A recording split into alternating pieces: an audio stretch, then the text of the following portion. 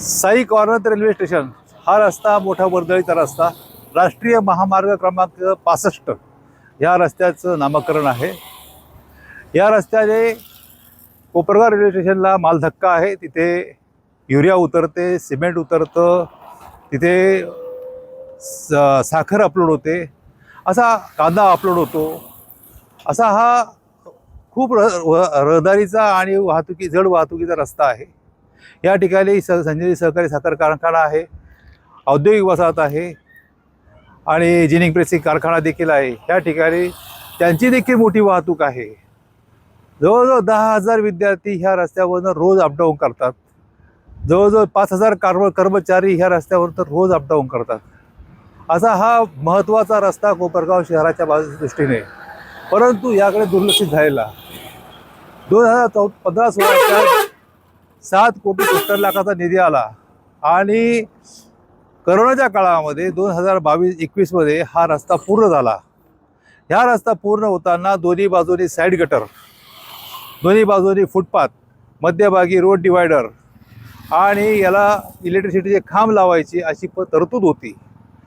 चौपदरीकरण केलेला हा रस्ता केवळ 6 वर्षामध्ये उद्ध्वस्त झालेला आहे।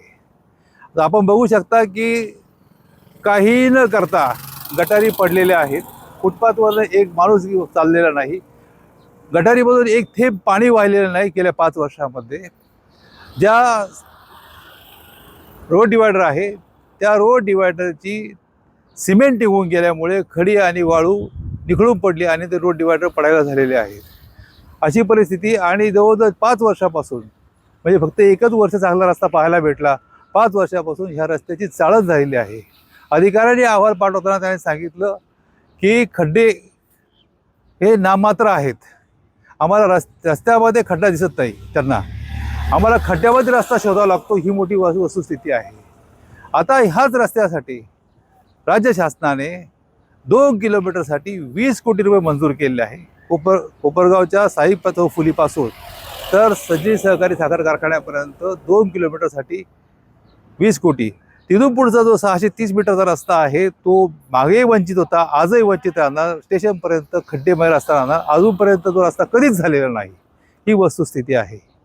आपण एका बाजूला जर बघितलं कोपरगाव ह्याच रस्त्याचा पुढचा भाग जो आहे, ह्या रस्त्याला कनेक्टिव्ह रोड जो आहे तो नॅशनल हायवे क्रमांक 160B म्हणजे पुंदांबा चौफुली ते झगडे फाटा, ह्या रस्त्यासाठी 7 किलोमीटरसाठी 19 कोटी आणि 60 लाख रुपये मंजूर आहे।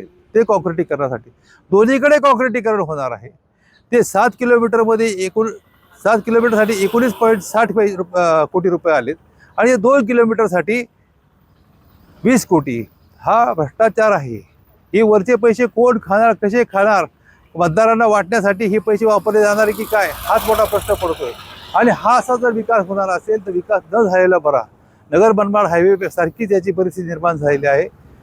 याच्यावरती शासनाने लक्ष घालावं, व्हिजिलन्स कमिटीने याचं लक्ष घालावं आणि या भ्रष्टाचाराचा शोध लावावा।